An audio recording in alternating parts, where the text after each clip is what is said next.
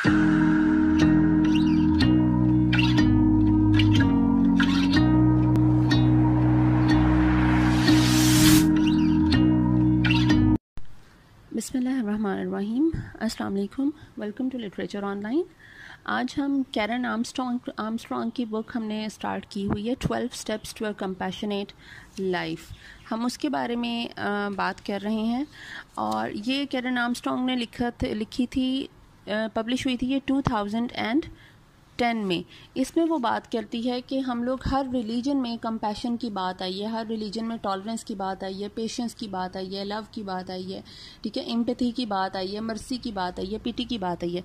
हम कोई भी रिलीजन उठा के देख लेते हैं तो हर रिलीजन में ये एक बात बिल्कुल सिमिलर है और सेम रहती है कि वो हर रिलीजन इसी को प्रीच करता है, ठीक है।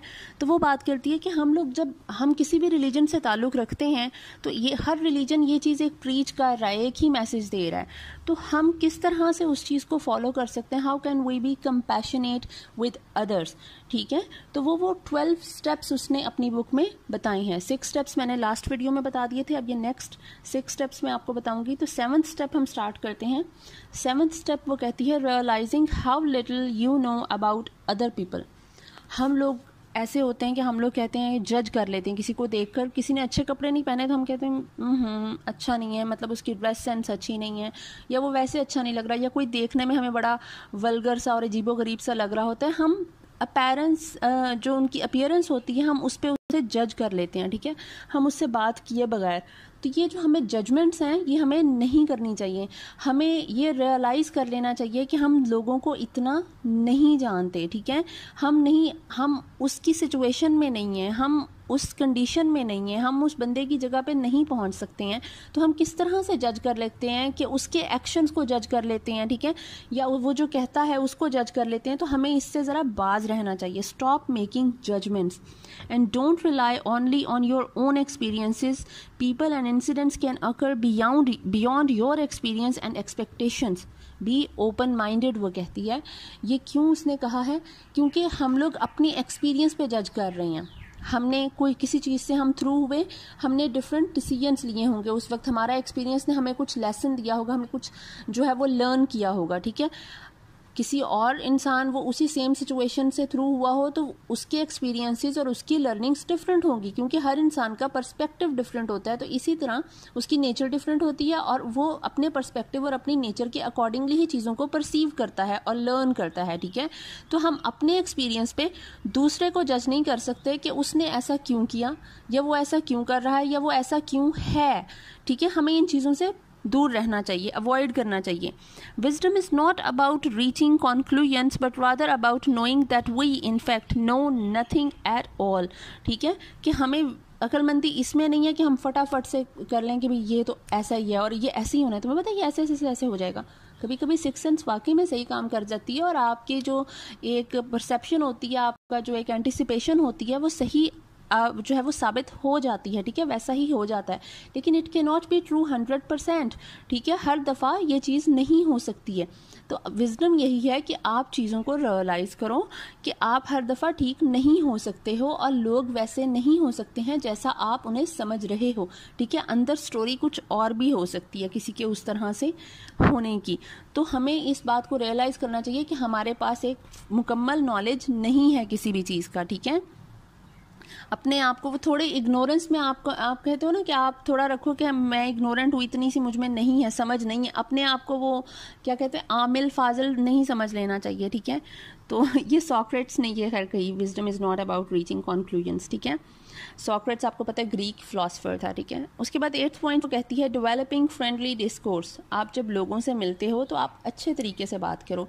फ्रेंडली डिस्कोर्स मतलब आपकी जो कॉन्वर्सेशन है, आपकी जो बातचीत है, आपकी कम्युनिकेशन है, दैट वुड बी फ्रेंडली। आप जितना अच्छे तरीके से मिलोगे उसको, ठीक है। Be kind in your conversation and be concern for everyone's well being, not just your tribes. मतलब अब देखें, आप इसकी एग्जांपल ऐसे ले लें कि आप पॉलिटिकल कॉन्वर्सेशन आपकी कुछ हो रही है, पॉलिटिकल पॉलिटिकल वैसे कॉन्वर्सेशन ही होती, पॉलिटिकल आर्ग्यूमेंट होता है हमेशा लोगों के दरमियान, ठीक है। तो हम लोग जिस तरह अब मैं अपनी एग्जांपल लेती हूँ कि पाकिस्तान में पीटीआई, नून लीग, पीपी को बेचारों को इतना कंसिडर नहीं किया जाता, लेकिन चलो इन तीनों पार्टीज़ की जब आपस में जो है वो आर्ग्यू हो रहा होता है, हम फ्रेंड्स आपस में बैठे हैं, कोई पीटीआई का सपोर्टर होगा, कोई एन का होगा और कोई पीपी का होगा, ठीक है। तो हम लोग जब आर्ग्यू कर रहे होते हैं तो हमें दूसरे का पॉइंट ऑफ व्यू समझने की भी ज़रूरत होती है। आपने देखा होगा कि हम जब भी रिलीजियस या पॉलिटिकल आर्ग्यूमेंट करते हैं तो हम अपने कज़न्स, अपने रिलेटिव्स और अपने दोस्तों से जो हमारी लड़ाइयाँ हो जाती हैं अक्सर, ठीक है। तो हम लोगों को सिर्फ अपने ट्राइब, अपनी फैमिली, अपनी पार्टी को सपोर्ट नहीं करना, अपने रिलीजन को सपोर्ट नहीं करना, हमें दूसरे का पर्सपेक्टिव भी समझना चाहिए और वो दूसरा किस सेक्ट से, किस रिलीजन से, किस पार्टी से बिलोंग करता है, हमें उसके भी इमोशंस का और फीलिंग्स का ख्याल रखना चाहिए हर एक को। हर इंसान अपने आप में जब तक ठीक नहीं होगा तब तक सोसाइटी ठीक नहीं होगी, सोसाइटी ठीक नहीं होगी तो नेशनल लेवल पे कुछ भी ठीक नहीं हो सकेगा।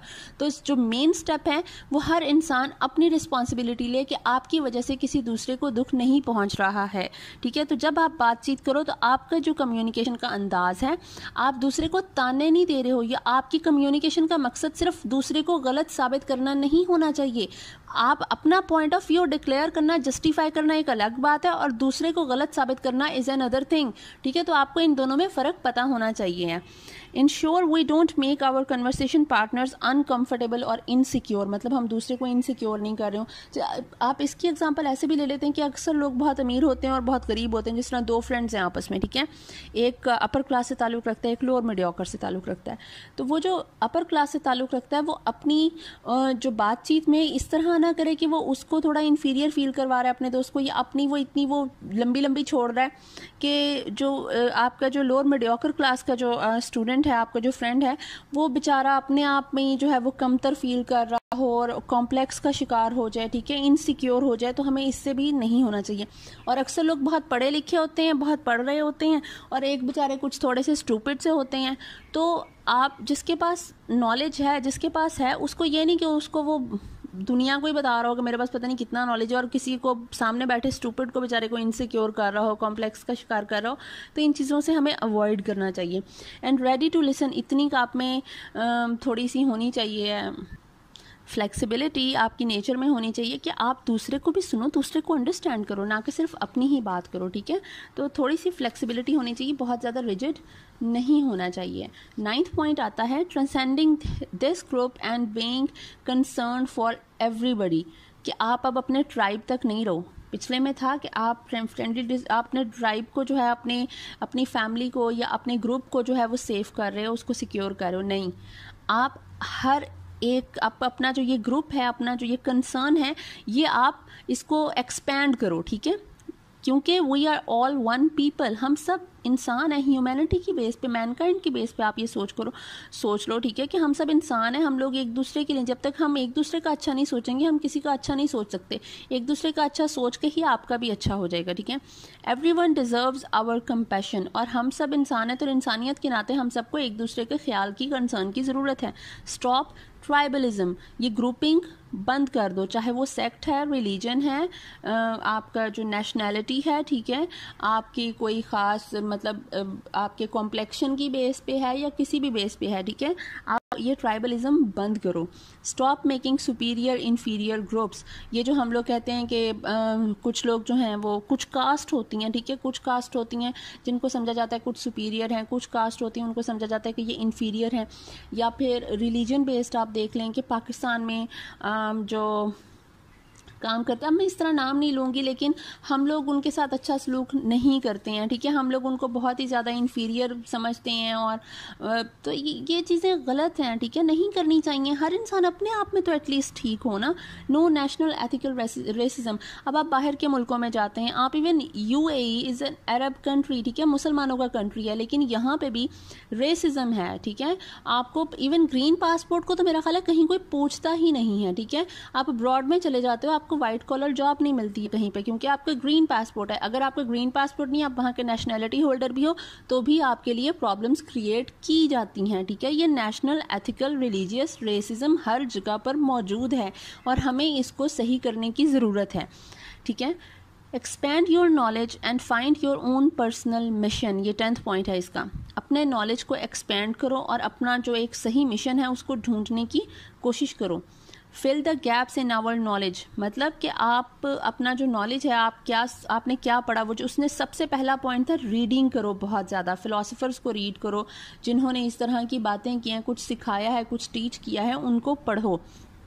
तो आपका जो नॉलेज है वो आपकी रीडिंग्स और आपके एक्सपीरियंसेस पे डिपेंड करेगा, आपकी ऑब्जर्वेशन पे डिपेंड करेगा। You have to fill in the gaps in your knowledge, कि जो आपको लगता है कहीं पे कोई गैप रह गया, आपको कहीं पे कोई बात समझ नहीं आ रही है, तो आप उसको गैप को फिल करो, आप मज़ीद रीडिंग करो, आप मज़ीद डिस्कशंस करो, ठीक है, आप डॉक्यूमेंट्रीज देखो, आप लोगों से डिस्कस करो, चीज़ों को ऑब्जर्व ज़्यादा कर दो, ठीक है। सीकिंग आउट मीडिया, इसके लिए उसने कहा है कि मीडिया में आप जिस तरह मीडिया से जितना आप हमें पर्सपेक्टिव मिलता है, जितनी चीज़ों की न्यूज़ हमें मिलती है, डिफरेंट काइंड ऑफ जो है वो हमें एनालिसिस मिलते हैं, ठीक है, वो कहीं से भी नहीं मिल सकते। हर टीवी चैनल एक अलग स्टोरी बता रहा होगा, हर कहीं जगह पे एक अलग चीज़ आ रही होगी, ठीक है। पाकिस्तानी, अगर हम सिर्फ पाकिस्तान के टीवी चैनल्स देख लें तो वो अलग हैं, इंडिया के टीवी चैनल्स देख लें तो वहाँ पे भी यही चीज़ है। फिर हमने अपने इस नॉलेज को भी एक्सपैंड करना है, इसको ज़रा वाइडन करना है, तो हम क्या करेंगे, हम पाकिस्तान और इंडिया के टीवी चैनल्स पे जो दिखाया जा रहा है हम उसको कंपेयर करेंगे, हम BBC CNN को ले आएंगे, हम उसको कंपेयर करेंगे। तो ये हम डिफरेंट मीडिया को यूज़ करते हुए हम अपने नॉलेज को एक्सपैंड करेंगे, अपने एक्सपोजर को एक्सपैंड करेंगे, ठीक है। And change your perspective, try to change your perspective, ठीक है। इन सारी चीज़ों को देख के आपका दिमाग शायद थोड़ा खुल जाए और उसके बाद आपका पर्सपेक्टिव चेंज हो जाए। एक चीज़ जिसमें इनक्लोजर था वो आपको समझ नहीं आ रही थी, बियॉन्ड योर अंडरस्टैंडिंग थी, वो शायद आपको समझ आने लग जाए इनके कंपैरिजन से, इनके एनालिसिस से, ठीक है। तो ये चीज़ें एंड एग्जाम्पल होगी कि देखिए नॉलेज का, इसमें आप एग्जाम्पल ये देखें आपके इस्लाम, और इस्लाम को समझा जाता है मुसलमानों को और इस्लाम को कि इस्लाम तो भाई टेररिज्म है और मुसलमान टेररिस्ट हैं। ये हमारे बारे में एक आप समझ लें कि एक सोच, एक आइडियोलॉजी बन चुकी है लोगों के जहन में, ठीक है। अगर वो लोग ये चाहें पढ़ना शुरू करें, थोड़ा सा कुछ देखना शुरू करें, तो वो देखेंगे कि हम लोग तो मुसलमान, हम लोगों में तो है ही नहीं, हम लोग तो कहते ही ये हैं कि टेररिज्म तो है ही नहीं, हम लोग तो कहते हैं दुश्मन के साथ अपने जो रिश्तेदार हैं उनसे भी अच्छा सलूक किया जाए, ठीक है। किसी भी सूरत में दुश्मन पे हम लोग अटैक नहीं कर सकते हैं, हम बच्चों पे किस तरह से अटैक करेंगे। हर जगह पे, हर मज़हब में, हर इलाके में, हर नेशन में, कौम में, मुल्क में जहाँ अच्छे लोग होते हैं बुरे भी होते हैं। देखिए तालाब है, उसमें मछलियाँ अगर अच्छी होंगी तो गंदी भी होंगी। एक गंदी मछली पूरे तालाब को गंदा तो कर देगी, लेकिन वो उसकी वजह से बाकियों को आप उस जगह पे उसके साथ नहीं जो है वो ला सकते हो, ठीक है, उसके साथ मिला नहीं सकते हो। तो ये चीज़ है। एक समंदर है, समंदर में कितने सारे स्पीशीज़ हैं, ठीक है, वो सारी रहती हैं, कोई अच्छी भी हैं, वहीं पे शार्क्स रहती हैं, वहीं पे गोल्ड फिश भी रहती हैं, ठीक है। तो ये सारी चीज़ें हैं कि आप लोग कुछ लोगों की बना पे, एक तबके की बुनियाद पे आप बाकी सबको गंदा नहीं कर सकते हो। हमारी रीडिंग जितनी ज़्यादा होगी, कुरान पाक कोई पढ़ेगा, कोई आके पाकिस्तान में रहेगा, हमसे डिस्कशन करेगा, तो उसका पर्सपेक्टिव हमारे बारे में बदल जाएगा। अब हम लोग अगर किसी के बारे में एक पर्सपेक्टिव रखते हैं कि वो बुरे लोग हैं या ऐसे हैं या वैसे हैं, ठीक है, तो हमारा पर्सपेक्टिव शायद उनके बारे में बदल जाए। तो इसी तरह से है कि हमें किसी भी चीज़ में रिजिड नहीं होना चाहिए, ठीक है। Use your our compassion and knowledge to discover our personal mission. फिर उसने कहा है कि अब ये जितना नॉलेज आपने इकट्ठा किया, जितनी आपकी ऑब्जर्वेशन है, अपने सारे कंपैशन और अपने नॉलेज को इकट्ठा करो और अपना मिशन तलाश करो। मिशन क्या है? How we can make difference in the world. हम वर्ल्ड में डिफरेंस हमारी ज़ात किस तरह से ला सकती है। हमारा पर्पज़ ऑफ एग्जिस्टेंस क्या है, हम क्यों एग्जिस्ट कर रहे हैं इस वक्त इस दुनिया में, अल्लाह ताला ने क्यों हमें बनाया है, क्यों है, हमारा पर्पस क्या है, हमारा गोल ऑफ लाइफ क्या है, हम लाइफ में अचीव क्या करना चाह रहे हैं, हमारा गोल क्या है कि हम क्या करना चाह रहे हैं। And recognise your talent and what you want actually from life. आप अपनी लाइफ से क्या चाहते हो, बैठ के मेडिटेट करो, सोचो इस बारे में। आप देखो कि आप में क्या टैलेंट है, इंटरनली आप चाहते क्या हो अपनी लाइफ से, क्या हासिल करना चाहते हो, किसी की हेल्प करना चाहते हो या आप किसी एक पोजीशन पे पहुंचना चाहते हो, आप क्या अचीव करना चाहते हो, व्हाट डू यू वांट, मतलब आप अपने आप को 5 साल बाद या 10 साल बाद क्या देखते हो कि आपकी लाइफ में क्या डिफरेंस होगा और आपकी वजह से किसी दूसरे की लाइफ में क्या डिफरेंसेस होंगे, ठीक है। फिर 12 स्टेप आता है लव योर एनिमीज। अपने एनिमीज से प्यार करो, ठीक है, अपने एनिमीज को भी समझो। Try to listen to your enemies story, understand and share his suffering. वो कहते हैं ना, try to put yourself in others shoes. अगर आपको किसी की चीज़ नहीं समझ आ रही कि उस बंदे ने क्या डिसीजन लिया, तो उसके जूतों में अपने पाँव डालो। मतलब उसके जूतों में पाँव डालने वाली बात होती है कि आप उसकी सिचुएशन में खुद को रख के सोचो कि उसने ऐसा किया है तो क्यों किया।